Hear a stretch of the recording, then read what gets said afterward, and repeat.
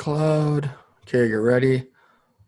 3, 2, 1. Let's roll.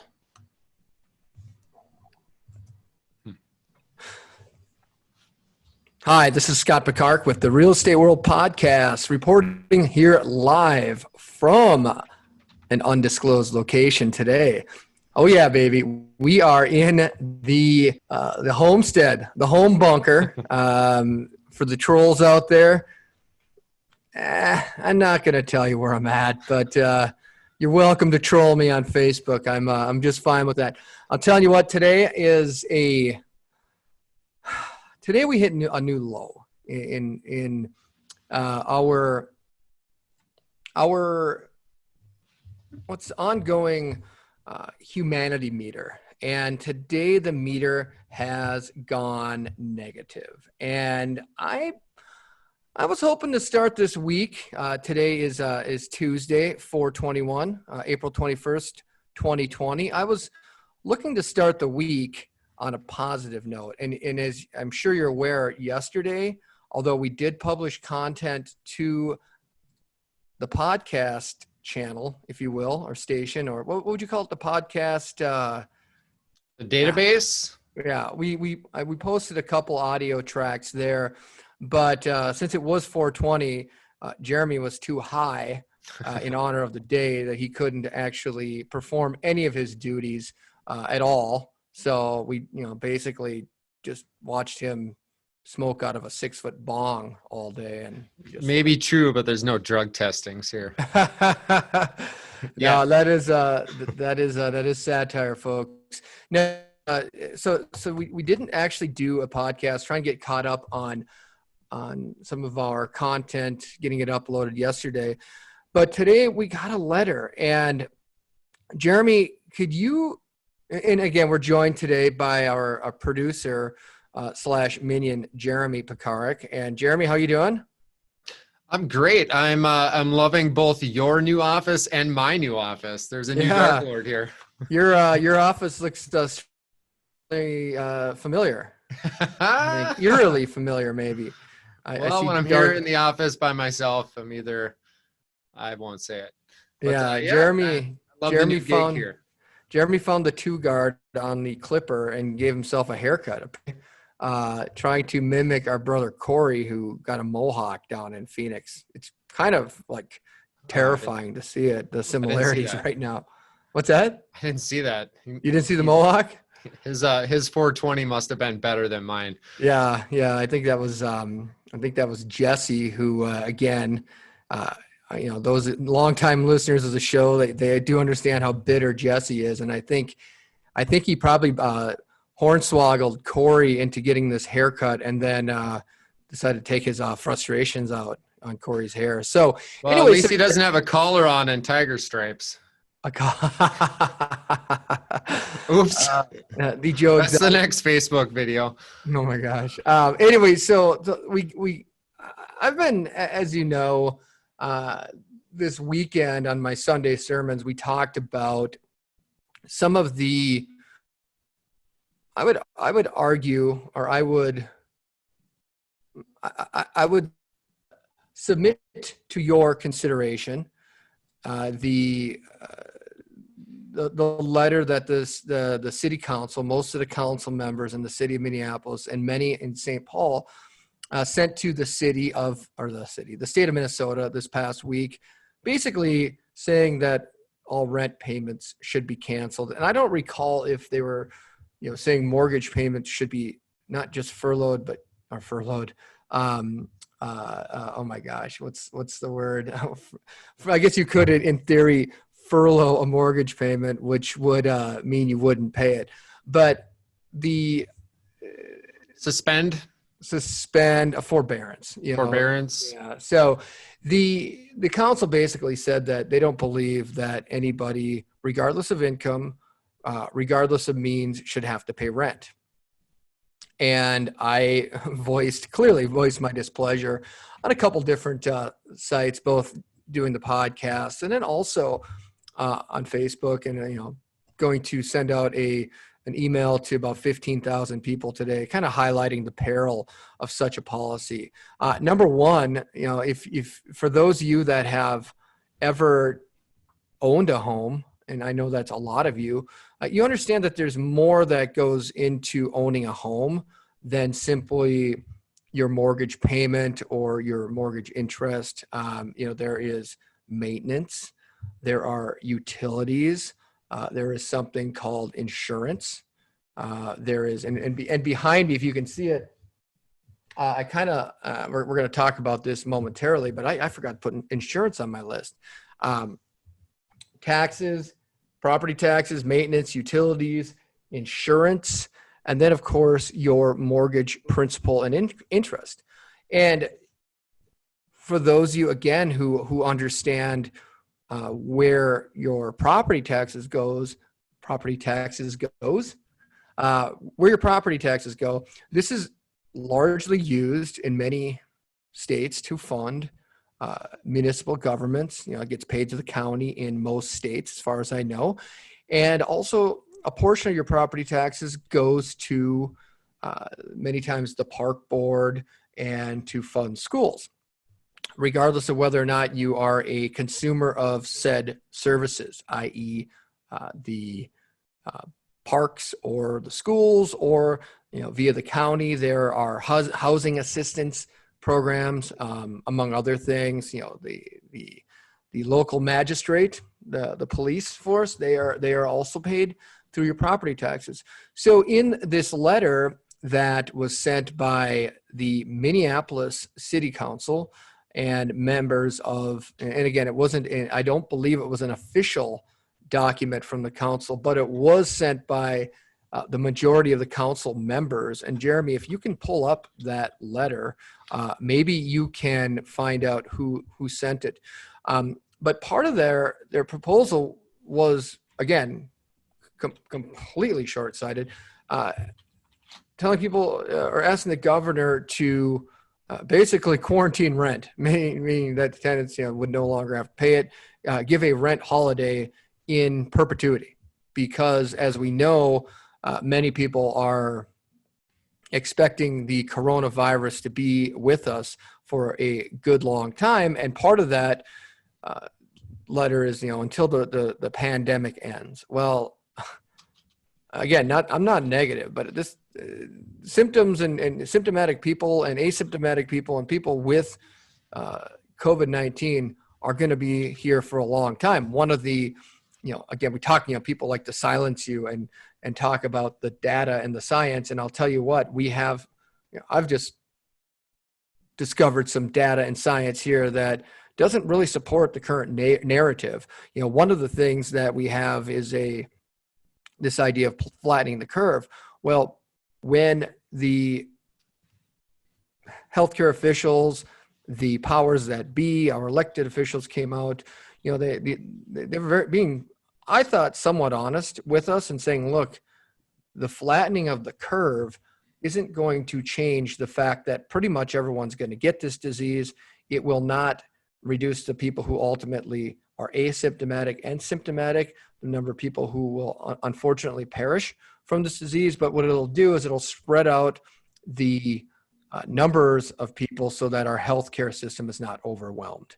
And the whole goal behind this was to, again, spread out the number of people push the peak back by 2 weeks. Was well, they said by doing in Minnesota, the original stay-at-home ask. Okay, it was an ask, right? It wasn't an order, even though the order said order. Even though the government did say we can enforce this, with the barrel of a gun if needed. But the idea was it was going to push the peak or flatten the curve through July and give us time to come up with, either therapeutics is one of the big words being thrown around now. And of course, the oh my gosh, the antiviral, not the antiviral, but which is, I think would be more of a therapeutic, but what is why do I struggle with the word, Jeremy? What do you take your kids? Vaccination. Thank you. Vaccine. Yeah. Yeah. A vaccine, which most people believe will take anywhere from 10 to 18 to 20 months or more. And there's a lot of concern that due to the nature of the coronavirus that may, the highly, what's the word I'm looking for? Again, I'm struggling. Contagious. Well, not contagious, but it does mutate. They believe some of the evidence right now, which who knows? They believe this thing could mutate, in it may have already mutated. Yeah, Certain people, I think the news is that there's two strains out right now, yeah, and some people that have been infected, that the infection can recur, so you can get it twice. So I don't know if that's yeah, and that's in 6 months, correct? right. So if we're waiting for a vaccine and there's already two strains of it, um, will there is this going to be exponential growth on the amount of strains? Will there be 4 in 12 months after the first case? So I don't see how waiting for a vaccine is going to be the best scientific. Well, and one of the things that we have all learned throughout this process is that the modeling has been highly suspect and inaccurate. The initial call was, or thoughts we'd have 2 million dead. Those numbers keep getting revised down, and again, when people try to, my goal here is to get people to think and ask questions, right? The Socratic method of trying to find answers and facts. And sometimes the facts that we believe to be true, the modeling that we see, the data we sometimes misinterpret. In fact, many times people come up with, gosh, I think it was Sir Arthur Conan Doyle said, you should know the facts, don't develop the theory before you know the facts. And I think what we're seeing here is that there were many theories developed in COVID-19 that were inaccurate based on scientists seeking facts and based on incomplete facts. There is in Santa Clara County, there's going to be a Stanford medical review report or whatever coming out that some people have already had access. It's in peer review, but they believe that the number of actual people who have been infected in Santa Clara County in California is 50 to 80 times the number that's being reported. And what does that mean? Well, what it means is that the mortality rate is likely less, far less, by a magnitude of 10 or more less than what we thought. So instead of being 1%, it could be anywhere from 0.1% on the high end to 0.02%, which is basically 20 people. I think 20 people per 10,000. And correct me if I'm wrong. I didn't actually pencil that math out, but 0.1% is one person per thousand. And the reality is that, or 0.02 would be 2 per 10,000, I believe. So the reality here is that, again, we're not going to debate the tragedy that's going on. Like on this show, we are well aware, and I don't want to die. I don't want any of my loved ones to die. So can we take that as a given? But what we want to talk about is the fact, right? And people say science. Look at the science. We didn't really know the science. Okay, we understand it's a virus, it's a coronavirus, but we're only now beginning to fully understand, and we will continue to evolve our factual and scientific understanding of what this is. And the dangerous thing is we've made a lot of policy based on not understanding. And I'm going to talk about that. I'm coming to my point here, but one of the points is if you look at where we have our major outbreaks, and Jeremy, you had something to say. You look Right. It's the policy was kind of thrown together very urgently because of the fear that we had a month ago, or that was about a month ago, 6 weeks ago. But there wasn't really enough data to actually make an educated governmental policy. And as time progresses, the fear is still lingering. However, the science is starting to catch up to that, but it seems like, the policy is kind of going down that downward slope where the scientific data is saying, well, to your point, it's not quite as bad as we thought. And Right, all right. these people I that, think like there was a lot of modeling based on worst case scenarios because we hadn't encountered anything like, in 100 years. They said the last time was the swine flu, H1N1, which is swine flu, but the Spanish flu, and H1N1 was, I would argue, the last time, but that one happened really quietly. And there are some theories as to why, which we're not going to speculate here, where we like science on this show. And what we don't do is we don't use the phrase, look at the science to silence other people. And I see a lot of that going on where people will take a set of facts or theories and say, well, look at the science. Just because one person had made a theory based on incomplete facts, they're claiming, well, this is doctrine, this is gospel. Where if we're all going to be intellectually honest, we need to understand that this is evolving, and we still, there's many things we don't know about it. A lot of it has to do with the fact that, hey, the Chinese didn't give us any information for a couple months, and that's not conspiratorial, that's factual. All right. They weren't giving us information. We were told that it doesn't spread from person to person. Right. And we were told it came from a wet market. Did it? I don't think it did, based on, what the State Department's saying right now. But, everyone can believe what they want, and I know they will. My goal of this show isn't to convince you what to think. I'd like to maybe influence you and what you're thinking about, and also to ask questions. Be curious. So anyway, so if you look at where the major outbreaks are, I'm going to say one thing. This is my opinion, and I know this is going to be unpopular with many people, but there's no way I'm going in a subway right now or getting on a bus with 20 other people. When you talk about social distancing, I mean, you look at New York, these are people, and I love New York City, ladies and gentlemen. It's one of my favorite cities in the world, period. Been there many times, would love to go back, love the city. So it doesn't give me pleasure to say this, but you look at the infrastructure that's there, the fact that, how many people are still, they never closed the subway. In fact, in February, and I believe early March, they were encouraging people to ride the subway. I mean, could you imagine a worse place to be?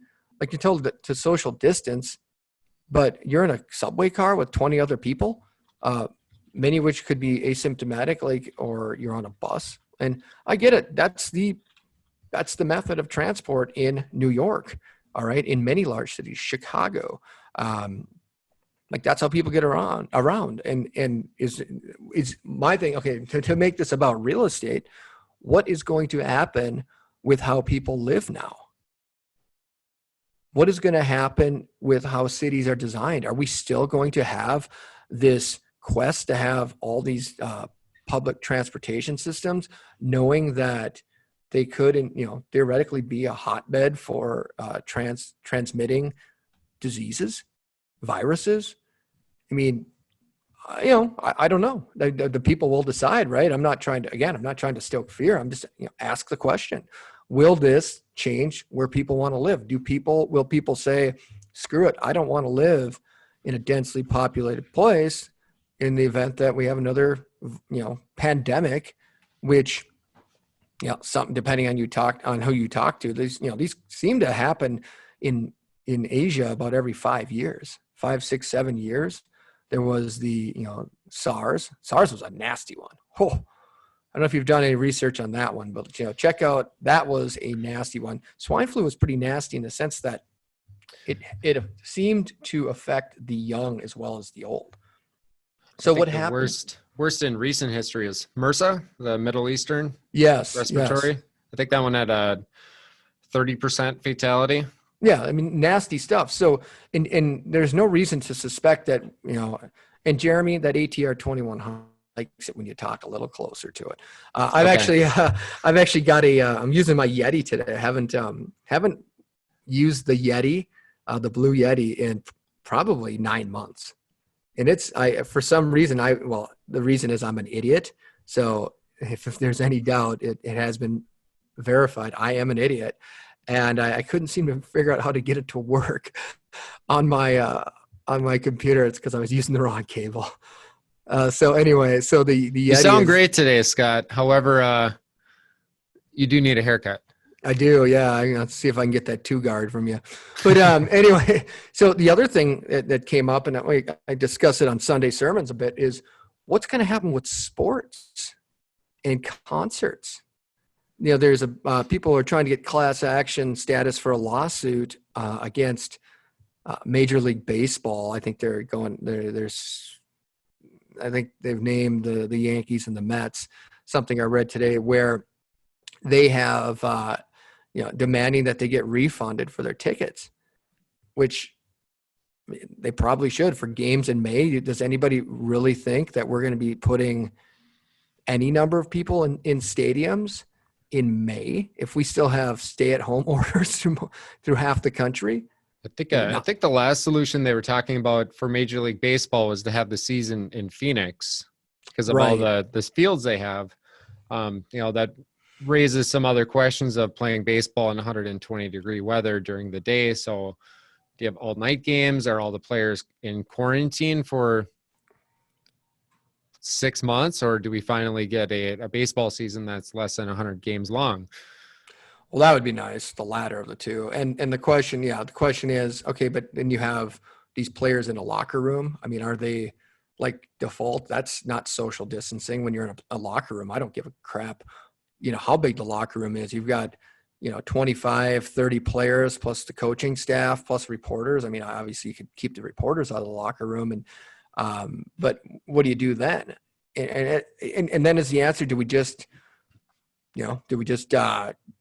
say, you know what, we're just moving forward and we're going to do the best and we're just going to accept our fate as it comes. And you know what, it's everybody get in the octagon and let your immune system fight this off the best again, which is a solution. And, frankly, I spent a lot of time, since, again, I don't want to make this about cancer, but since I had found out I had a brain tumor, I decided I wanted to try to heal naturally. I have spent the better part of 8 months looking for natural ways to heal. And, your garlic guy, Jeremy, who was the purveyor of many garlic bulbs, we talked about garlic as a natural, it's antiviral, it's antibacterial. I mean, it's a fascinating food. And why are we not talking about health in terms of food and how we can boost our immune system to give us our best chance right now, without a vaccination is what? It's a strong immune system. So why are we not focused on that? Why are we not? It should be, there should be, we should get it. The irony in all of this is the selective essential businesses that are allowed to stay open right now. I know your favorite one is alcohol, Scott. Alcohol. Which, I like me a few beers here and there. But it's alcohol, which is not very good for immunity. Fast food joints, well, what causes diabetes? That's a lot of unhealthy food. Right. Well, gyms are closed, which I can see how communal spread can happen in gyms. However, it's all of the, you can go out for a walk right now or a run or a bike ride. But a lot of these essential businesses in the food industry, it's sorry to say, it's crappy food. It might be garbage. good. It's absolute garbage. And the thing is, they're immune suppressors. Like we have an epidemic in this country with regards to sugar and diabetes. Like why, every damn TV show, rather than, nonstop coverage of the body count and, this many new cases, like honestly, at a certain point, who gives a shit? Like, yeah, new cases, we probably don't know about, there's 10 or 20 times more than they're counting because we don't test, we don't have tests, and they're saying, well, testing's the answer. No, I think a strong immune system is the answer. Eating better, like these underlying health conditions. Let's talk about 650,000 people die every year of heart disease. Let's talk about 600,000 people die every year of cancer. Like if that was a new virus that was killing that many people, Like that's 10 times more people than is currently projected that will die of COVID-19. That's 10 times more people or 20 times more people that die during a typical flu season. Like, why are we not talking about this? And why are we not talking about the fact that food as a medicine is one of the best things you could possibly do to your body? You know, lay off the sugar, lay off the high fructose corn syrup. And I get it. Look, there's a social economic problem when it comes to food. Like, Jeremy, you grew up in the same house I did, and we didn't have any money. And thank God we were growing some stuff on the farm, and our grandmother had a good I garden. think grandma's garden was bigger than most people's floor plans of their house. Yeah, no, it was they were Depression era people, and You she had. you didn't till it. You took the plow out there. That's true. It's very true. Very true. And the reality is, raspberries, strawberries, like all these good foods, like beans, peas, carrots, fresh from the garden, cabbage, squash, tomatoes, like, I hate tomatoes, but the eggplant, you name it, rhubarb, like this, they were all options that we had that, probably I'd probably be in a lot worse shape right now if it wasn't for growing up in that environment. But that's the frustrating thing. And I don't mean to go off, but I kind of do, because I think we need more focus on how do, our best defense. It's not, courage is probably your best defense, but courage and a healthy immune system, like, because our body can fight this crap off in a lot of cases. I get it. Some people have autoimmune diseases. Some people have, they have things that may not allow them to fight this off. That's not who we're talking to. We're talking to the 80% of people who, I would say the number is probably higher than that. If you are not eating healthy, if you're not getting proper rest, if you're not, if you're drinking too much, that's one essential service that you could probably do a little less of right now. And, again, no vendetta against booze, but anyway, so that's one thing I'd love to see. And then as far as this idea of how cities are going to be planned, there has got to be some consideration to, people like getting out. Like, I'm going to back up. Florida opened the beaches. Well, there's scientists who have come out and said, and many of them who have said, yeah, the best thing you can do right now is what? Yeah, besides eat healthy, get rest. Probably be outside and get some sunlight. Vitamin D, get some sunlight, get some fresh air. And I don't know if it was an article that you posted, Scott, but I think it was on H1N1 where that radiation from the sun will actually destroy the virus. Well, yeah, a lot of viruses, high heat is what knocks, like, that's why ultraviolet light. Yeah, heat. I've done a fair amount of research, but a lot of people they say if you think you're showing symptoms, you put a hairdryer on your nose and breathe in that hot air, and apparently 140 degrees will kill a virus. It'll cause it to break down. So I'm not saying anybody should go huff hair dryers or anything, but hot temperatures in certain parts of the country, there were people who said, well, that won't work. Other scientists have come out and said, hey, look, that's not true. High heat will damage, weaken the virus. So there's hopes that the summer will slow this down a little bit as well. There was one guy, I don't remember the station. I wish I had his name, but he was saying, well, I think we should, if I had my way, we would quarantine and have stay-at-home orders until there are no new cases. And I'm just like, well, that's absolutely asinine. That's not realistic. You can't move the bar that far to the extreme, and just, especially for most people, this is a bad flu. There's people this is deadly to. That's let's be clear. But if you're in that group, high blood pressure, diabetic, obese, heart disease, autoimmune diseases, who you are, like elderly with compromised immune system, who you are. And you know what, you should be very, very, very careful with this right now. But There's just not, there's not enough for me to say that we need to be shut down for another 18 months, like some people are saying. Okay. Is that fair, Jeremy? Yeah, I think that's fair. I mean, and here's the thing, of the people, granted, we won't know this until we have the testing and, the science and the statistics. You pretty much have to take, a group of 1,000 people to be statistically relevant, do randomized tests and figure out who's had them or who's had the virus and who hasn't, to see what the actual infection rate is. But, for you to put an entire lockdown on a population indefinitely, and quite frankly, this might be the last 18 months of some people's lives, and you're telling them that they can't socialize, they can't be around friends and family. That's a really hard pill to swallow.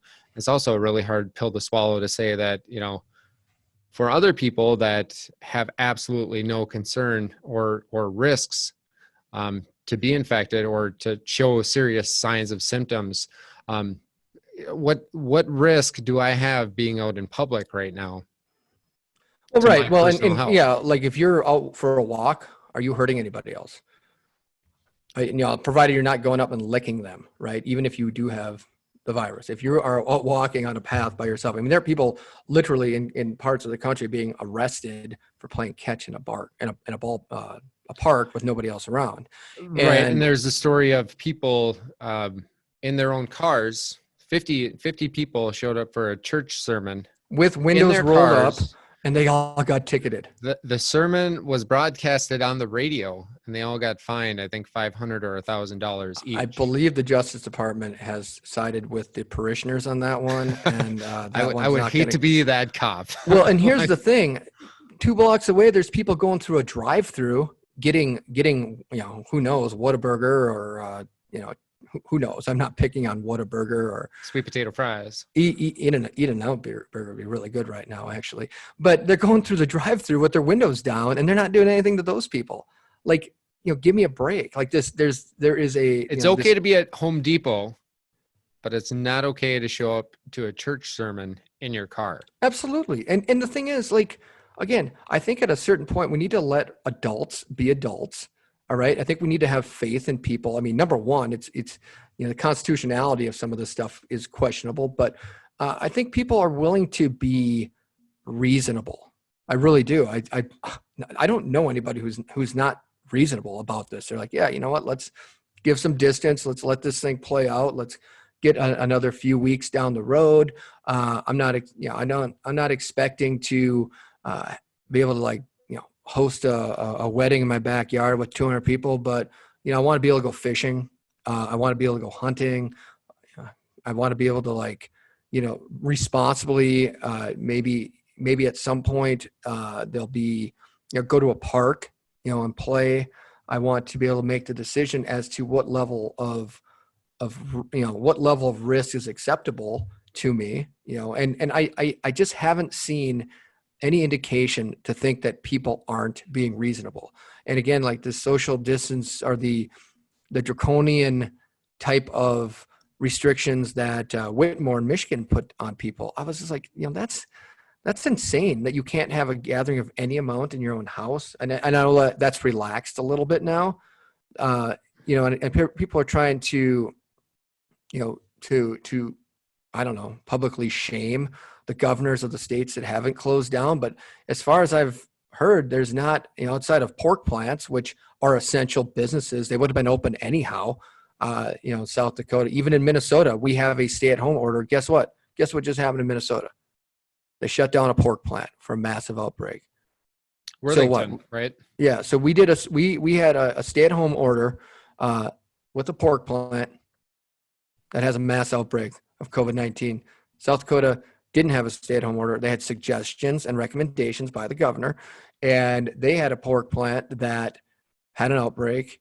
And we'll get the numbers. Right now, South Dakota has more people with COVID-19, which is shut down. But what changed between the two? And so that's the frustrating part. Where again, people who pick and choose stats and say, okay, look at the science. You know what? Look, science, science can be manipulated. If you have incomplete data that you're trying to support a theory, that's where it gets dangerous, or a worldview. All right. So that's the challenge. So and trust me, I'm a fan of science. All right. But I also know people aren't always forthright and honest. And So the other thing, are what's these just that? processing plants? Yes. Like a basically Well, they're butchering process? huge. They're massive. The one in South Dakota was I'm looking this up right now. 4,000 people. The one in Minnesota is pretty massive too. And the thing is, a little known fact that you may or may not know is that 75% of pork products are purchased and consumed in restaurants. So only 25% of pork products nationwide are actually consumed for home use. The pork industry is just absolutely decimated right now. Well, that's I guess the pressing question is what's going to happen with all these pork farmers or pig they farmers? are going to compost on the site for wood chips in Minnesota. So it's actually cheaper to slaughter the pig and compost them on the farms than it is to try to take them to market right now, because there's nowhere to process it. So it's Going the way of the oil industry. well, yeah. And the thing with oil, like people were like, what the hell's going on with oil yesterday? They're negative $40 a barrel. Well, what that was for May futures contracts. So basically, somebody had purchased the contracts and was looking to take delivery, but there are pipelines that are shut down right now because they're using it for storage. They're using the pipeline to store the oil because there's nobody on the other end to receive it. All right, they are using ships right now to store oil out at sea because there's nowhere to put there's no cars. I mean, yeah, I mean if you're for the environment, there's definitely a lot less pollution right now, that's for sure. But there's also a lot of risk.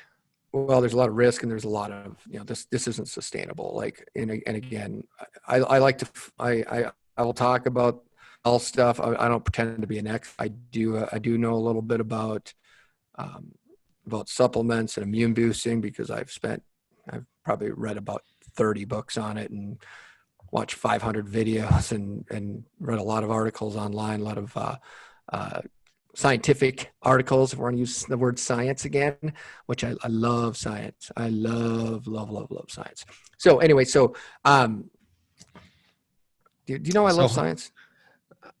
Yeah, I'm more of a astronomy kind of guy. I don't know what kind of science you're into. Astrology.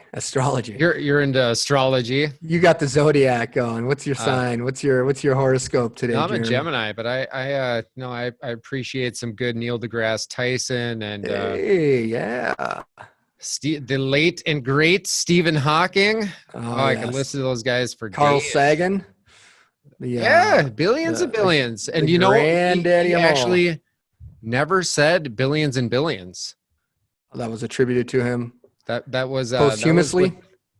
Yeah. Well, no, I think somebody trolling him. After Cosmos, whenever he was in public, people would always ask him, Carl, can you say billions and billions? And I was listening to one of his interviews, and he's like, I've never said that in my life. Read my book. I never said billions and billions. And then, of course, after that, he comes out with a book, Billions and Billions. Oh, that's awesome. Of course, it's, there's billions and billions of galaxies. And it's kind of amazing how small we are in the cosmos. So before we wrap this up. But yes, I am a Gemini. You are a Gemini, and I'm very proud of you for being one. We're pleased with you, almost as pleased as you. Yeah, good work. So why have I lost faith in humanity? So today, Jeremy sends me this email this morning. It's a letter from tenants, and it took us a while to get back to this, didn't it? This was probably the longest detour in the history, yes, and that's phenomenal because we actually did get back versus there's some detours where I never come back. So, but this one, at least I got back. So we get this letter, and it's from one of our tenants they've basically said there's 5 people living in this place. It's like a 5-bedroom. So their rent is about $400 each, give or take. 450. $450 a month. So not a I would say by most people's standards, that's not an astronomical sum of money to pay for rent per person, $450, particularly in an environment where you can get $600 a week in federal unemployment benefits.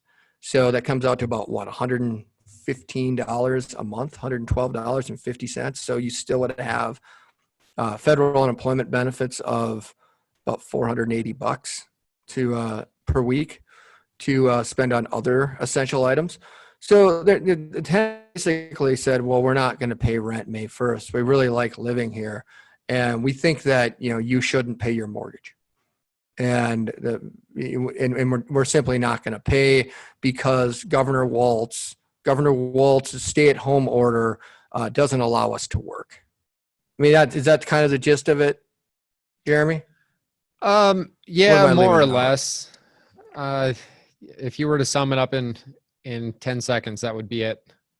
Yeah. And again, you keep in mind, folks, we have spent a significant amount of time in the last 30 to 45 days. I would say we starting in early March, just kind of preparing some resources to help tenants. Like, no landlord ever wants to evict, in my opinion, unless it's a last resort. I mean, evictions take time. They're expensive.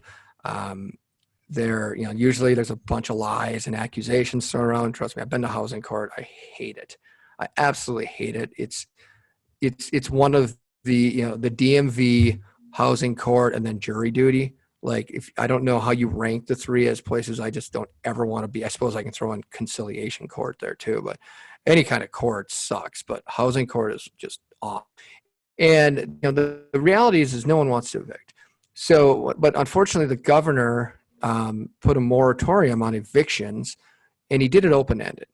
So people now know if they really want to, they can not pay their rent and not fear eviction. Now, the rent's still due, but you've basically taken away the last and only resort for landlords to be able to the cudgel they can use to get someone to pay or get them out and get someone in who's paying. Like, there's nothing worse than a property that's vacant, they don't have a tenant, is one that is occupied with a tenant who's not paying, because that person is consuming resources while they're in there. So you do incur expenses with utilities, wear and tear on the property. You still by law are required to maintain the property, the lawn and stuff. So these tenants apparently, and again, this is speculation. Someone told me this. I don't have this as fact, but I'm looking for it.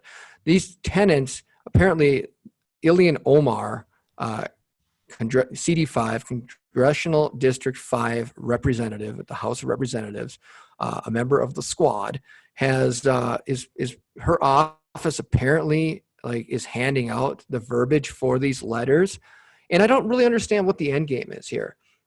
With 5 adults, able-bodied adults, and they're under the age of 30 from what I remember, so they're not high risk, are being coached to not pay their rent. Like that to me is just appalling. Keep in mind, as and I'm not feeling sorry for myself. I mean, frankly, I saw this coming months or weeks ago. Jeremy and I have talked about it.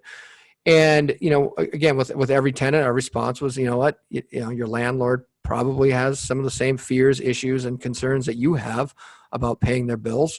And here's our list of, 20 agencies you can call. Here's how unemployment works. Your landlord probably has more fear about COVID. They're probably a little bit older. Yeah, your landlord's older. So they probably have more reason to be concerned. And it's just like, I didn't break it down, but I did behind me. You've got, again, like I said earlier in the show, you have rent, but then what does the landlord pay? You have the mortgage payment, you have the interest and principal, that's a part of that. You have the hazard insurance, you have the property taxes, you have the maintenance, you have snow and lawn care. I mean, these are just, if they're paying for a property manager, you have that payment. So like, how are all these things supposed to get paid? How are the property taxes supposed to be paid? City of Minneapolis, City of St. Paul, Governor Waltz, Ilian Omar. How are these things supposed to be paid? Like, I get if the property's vacant, yeah, the landlord has a responsibility to do that. But many times if they're vacant, it's because the landlord's asking for too much rent. They're not asking for no rent. All right. So that's typically whatever the market is. If your property's not rented, it could be that you have Jimmy Hoffa buried in the backyard. That's a possibility. And maybe, that's something you should attend to. But the reality is most properties, if they are in reasonable condition, not complete rat traps, should rent with the right market rent. All right. And it's unfortunately, it's really that simple. It's like when you sell your home. If it's not selling, provided it's on the market and on the MLS, if it's not selling, it's either price or the other reason is usually price.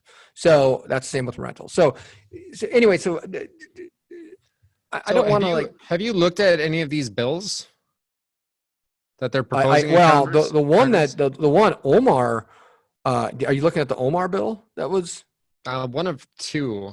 Well, I think one came in on the 16th. There's another one that is being proposed on the 18th. So a couple days ago. This newest one, and this is on Forbes, proposed $2,000 monthly stimulus checks and canceled rent and mortgage payments for 1 year. $2,000 a month for up to 12 months per adult under $235,000 a year. Well, and then one of the bills that is out there is they're talking about if you collect rent, the Rent and Mortgage Cancellation Act. I mean, this isn't serious. This is not serious. This is not a serious human being.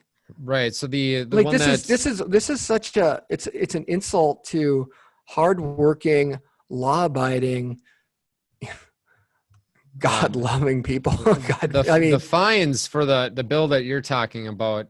So it's I don't even know what this one's called, but this is the one that was penned by Omar. So first time fine for an attempt to collect rent or an attempt to collect mortgage payment is $5,000. That's insane. The second fine is $10,000. And I'm sure jail time, right? The third fine is $50,000 or forfeiture of the property.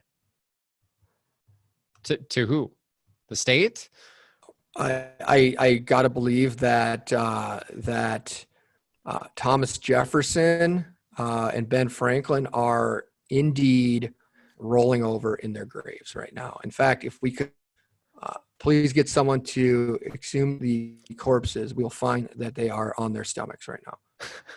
That is, it's laughable at best. I mean, it's not serious. I mean, you got, and who are the co-sponsors of this? Like, I mean, come on, like and I'll say it again, we have tried to assist every single tenant. We have told owners, work with your tenants, make sure that, you give them time. This is stressful for a lot of people who are unemployed. Let them get their unemployment. Let them get their stimulus money. Let's get this figured out and let's work together. I mean, what more can you do? I guess cancel rent, I guess, is what, so the bill is co-sponsored by representatives, including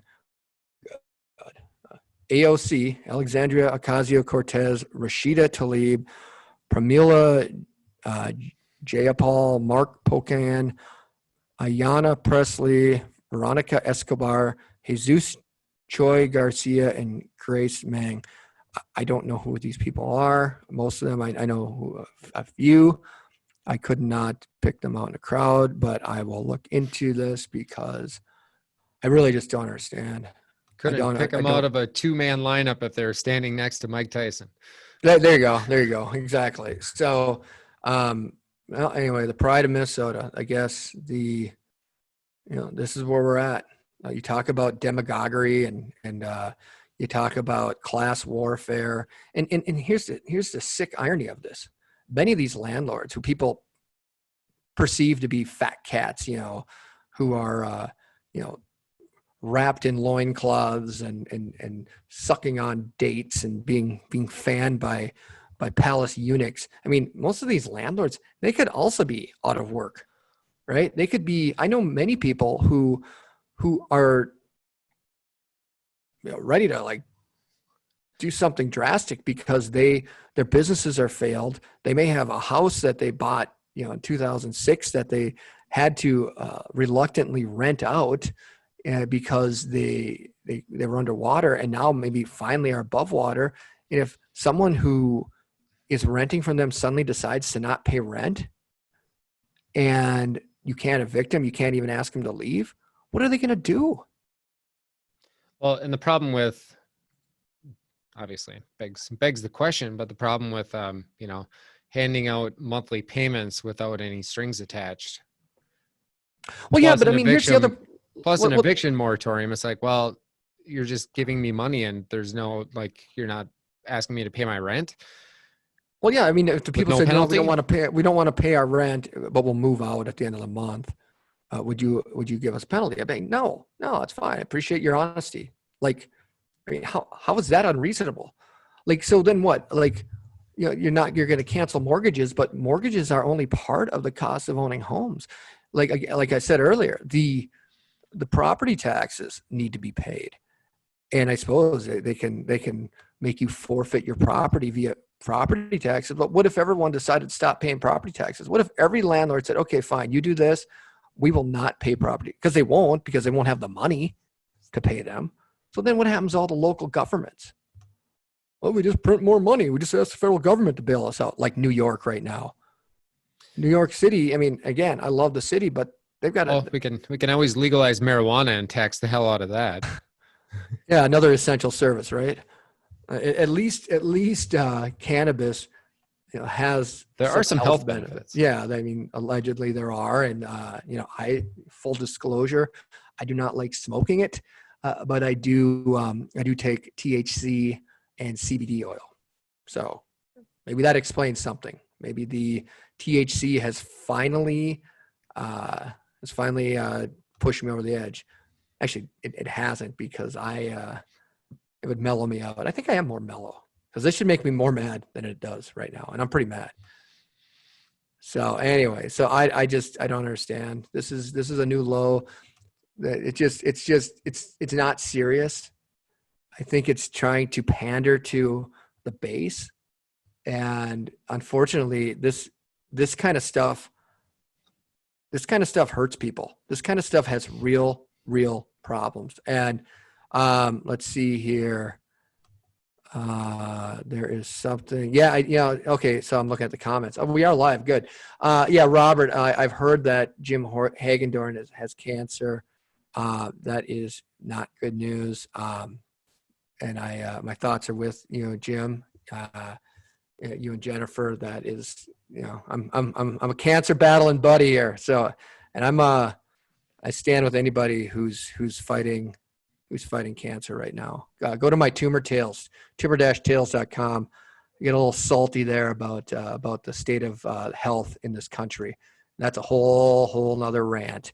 But good news. We are going to be launching the Tumor Tales podcast, which is going to be epic. So that's coming. And then we are also going to be launching a podcast that we do have a national reach with the real estate world. And I know I've kind of went local today, but we are going to do a local show, and that's coming soon. So Richard Min is checking in. You've taken the immunity to heart. Yes. Good man. Proud of you, brother. Worked out 45 minutes every day for the last 45 days, except for 5. That is awesome. Proud of you guys. Get some exercise. If it's a 30-minute walk, get some sunlight, get outside. It's the best thing you can do. It's the best thing you can do is get some fresh air, get some exercise, eat some berries. Just Jesse's Google, watching. Jesse's on. Just Google immune boosting foods. All right. It is On a good absolutely. laugh, check out Happy Hooves. Check out Happy Hooves. Yeah, Happy Hooves. So Jesse, who does not appear to be bitter today, that is good. He will be pleased to know it sounds like the nemesis of his life, OfferPad, may be struggling now due to the uncertainty in real estate market, where he may indeed get his revenge on OfferPad. Although Open Doors laid off some people, where I don't think Jesse has a known vendetta against Open Door. However, rumors, my sources tell me that I may have a vendetta due to the failed transaction I had earlier this year with them. That's oh my gosh, Jesse, he went back into the lion's den and showed an OfferPad home. Okay, folks, I want you all to do me one favor. I don't ask for much in life. I really don't. I do ask you to pray for Jesse. I don't know that he is with us anymore since his Joe Exotic escapade. And again, Jeremy has PETA on speed dial in case we see any other craziness coming from P&M Farms down in Phoenix. And I hope to God I can come visit you in about 40 days, and hope that guest house is busy. I will give my brother a shout out. Airbnb, another company that has been decimated by the pandemic worldwide. It's really taken a beating. Jesse does an Airbnb experiences down in Phoenix, Arizona, where you can go and help him on the farm, and you can feed the donkeys. He has 2 miniature donkeys, 4 miniature ponies. He may or may not be getting another one, dogs, and what else? You got a routine yet? Oh yeah, you got shut down. Anyway, when this ends, if you do visit Post the Phoenix, site. Jesse, why don't you post the site on there? Yeah, put your the link to your site. But when this ends, Jesse's building a guest house, so you can go stay with him in the guest house overnight. So I have been putting a lot of pressure on my brother to get the guest house ready for my arrival. In fact, if it's not ready, I will probably protest. I plan to picket his house and just basically tell the whole neighborhood he doesn't care about people. So anyway, Jesse, that's the challenge. I will go easy on you this Halloween. If you do have said guest house, really get there around May 27th. And I'm coming hell or high water. So potential travel, get out of the state. I need to get some sunlight, and I need to see Coco and Marshmallow and Snickers. Anyway, it sounds like our internet connection's unstable, which is fine. So is the host. But anyway, so Jeremy, anything else to add? Oh wait, Pete Rizzo, Pete, you had a comment here. We are reading comments today. We got a little bit better with this. Facebook's different right now. Jeremy, can you see Peter's comment? It's like it only shows part of the builders got shut down. Are you kidding me? Hold on. Can I go to Pete's comment? Well, that's weird. Jeremy, you still with us? Or are you sleeping?